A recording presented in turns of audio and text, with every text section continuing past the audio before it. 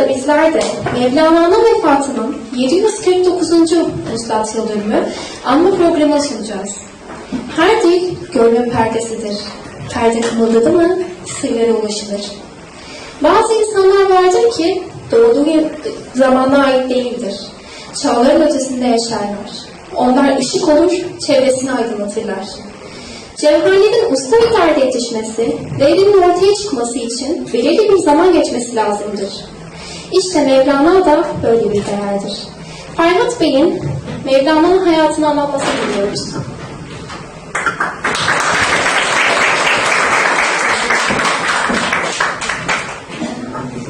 Hello everybody and welcome. I will not speak about the history of Hazrat Maulana that many can talk about and many can read about by themselves. What I'm going to concentrate on today is what is his teachings, his spiritual teachings. What is he telling us? The Shab Arus, which is tonight or today, is on every December 17 is the night where he passed away to the other realm. And why Shab Arus? In Farsi that means the wedding night. He, in his last moments, was very happy that I'm now joining my beloved. And that's why it is called Shab Arus. Now, the core of Maulana's teachings is we have come from somewhere and we are going back there. How do we go back there before we go back there? Physically. And there is a Quran verse that says, Alastu barabakum qalu bala. Before the souls enter the body in this world, they are all gathered in front of the Lord, Allah. And God is asking them, am I not your Lord? They say, yes, you are. So we all know our Lord. But when we come to this world, we forget. So how do we remember our Lord again? How do we go back there before we die? This is the purpose of the spiritual teachings of Hazrat Maulana and Tasawwuf in general, the Sufism. And one of his poems that is the evidence here, it's very early poems, it's number 4 of the first book. This is Hazrat Maulana's one work, Masnavi only. He has another book of the same volume, Diwan-e-Shams. And these are classic textbooks of Sufism. Tasawwuf, Sufism uses these textbooks as classic textbooks that you use for teaching math or anything else. They are studied by Sufi orders because it teaches us what we need to know in terms of the method, because there is a method of going back to what we knew. Returning. So whoever got separated from his source strives to unite with his source. And this is the story of the ney, which is very essential instrument in the Mevlevi order.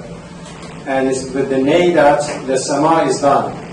A ney is empty inside. So there is a big discussion. I have written about this. I am translating the first book of Masnavi to English. There are many English errors.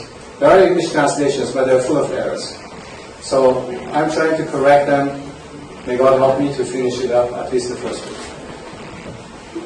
Then, so the first thing is we have to go back. We are going back to our source anyway. So how do we do it?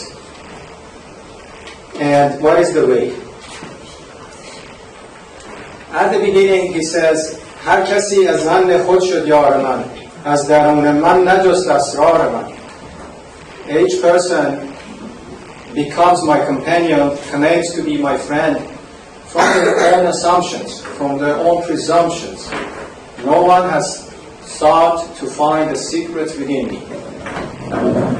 And this is the ney speaking. This is the flute, the reed that is speaking.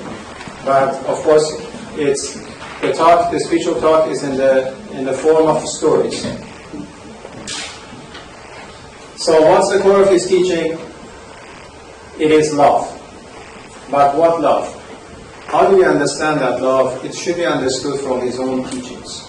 This whole Masnavi, the Diwan Shams, there is another book, Fiha Mafi, which is not poetry. These are the famous books of Hazrat Rumi.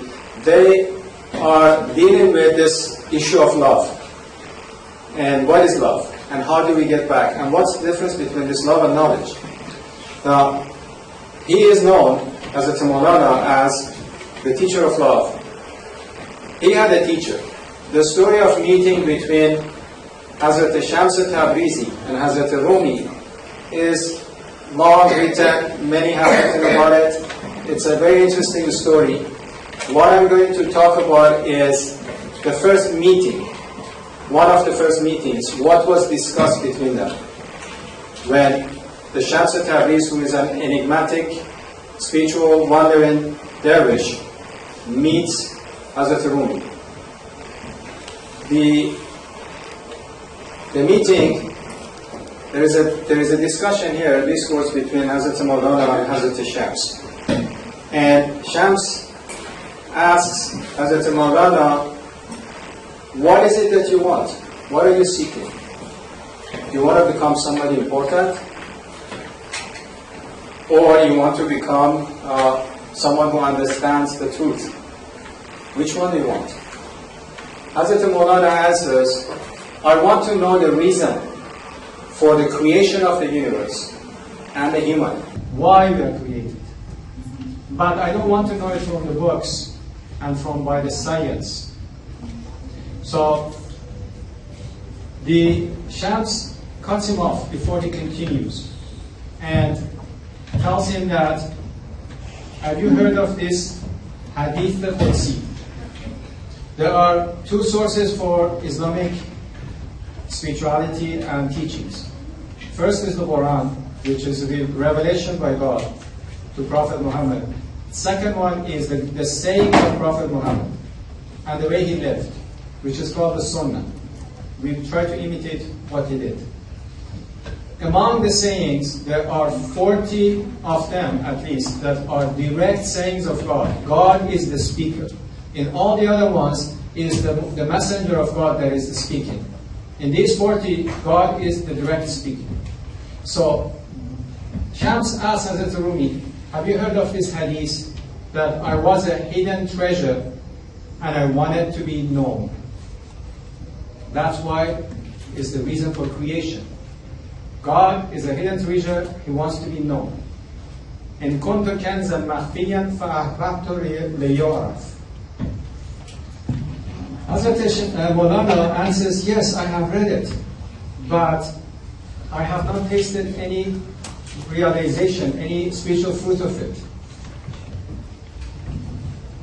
The Shams says, well, you know what's the fruit of spiritual realization? Maulana stays quiet, because he doesn't answer what he doesn't know. Well, Shams says, because you have the desire to meet the truth, to realize the truth, and you are persistent, let me tell you, realization of the truth and manifestation of the truth, tajalli, is possible through love. The reason for the creation of the universe and the human is love. Another name for it in English or Latin, you can refer to it as intellect, the universe of intellect. Not the intelligence, the little intelligence, but the intellect. Now, this is Shams speaking. In my opinion, there is a spiritual and heavenly relationship between the spirit and love. It is love that connects the terrestrial with the celestial. We as human beings, we stand in upright. Our feet is on the ground.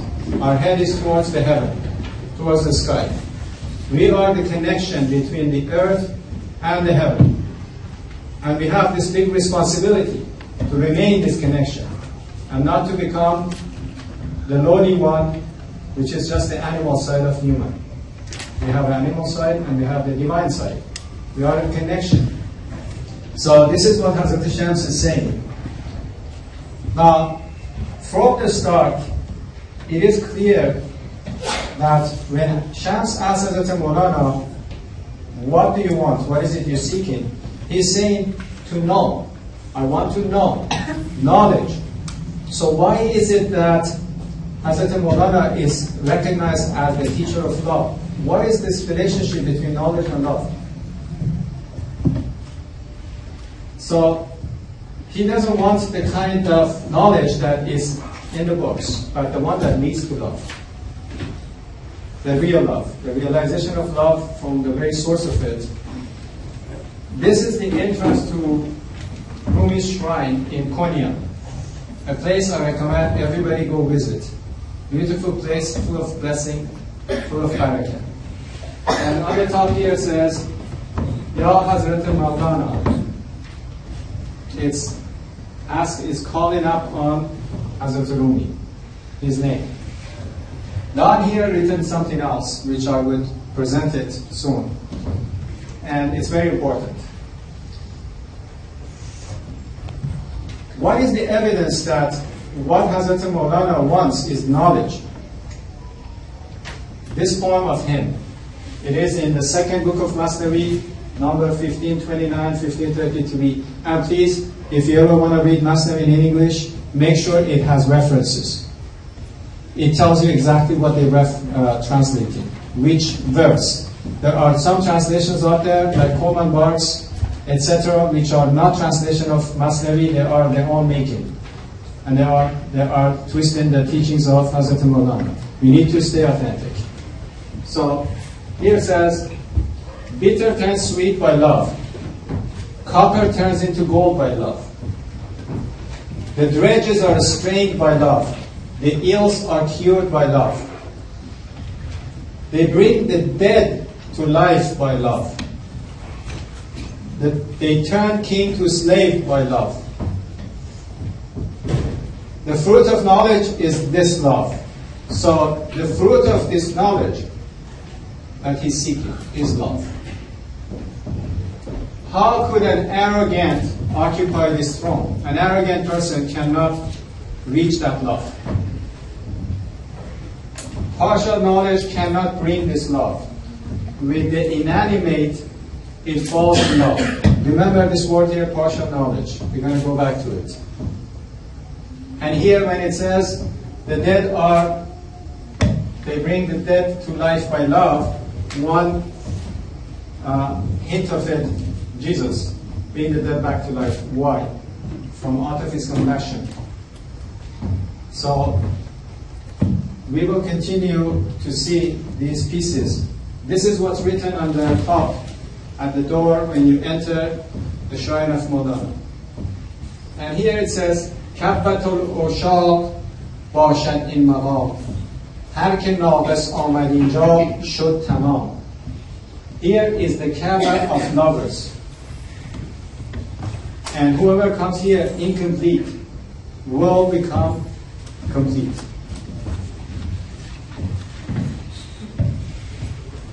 There are two main streams in Tasawwuf, in Sufism. The way of knowledge and the way of love. The first one is trying to reach God, realize God through knowledge, through ma'rifah. And the other one is trying to reach God through yes, ma'arif, it comes from ma'rifah, from knowledge. So to reach God through mahabba, through love, devotion. They are both in the service, serving humanity, serving the creation of God. That's the way for them, that's the method to reach God, by serving everyone. Not that the other one doesn't have love, but the other ones are usually not in the public service. They are hidden. They have a different approach and different function in the world. Unfortunately, we don't have time to go through all of them. There's a lot to say about every one of them. Maulana is really of the first category, of the way of knowledge.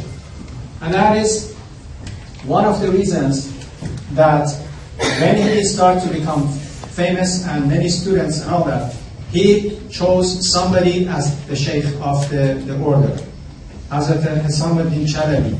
He did not want to be in that situation. He had other function to do. But he still, of course, he's putting the sheikh in charge. Hisamuddin Chalabi, rahimahullah. Again, you can see here the beginning. Now, as I said, both categories have the other one inside. It's not one without the other one. The way of knowledge is not without love. If you know somebody, if you get to know someone over time and see this person is such a good person, so beautiful, you don't find any faults, aren't you going to fall in love with that person?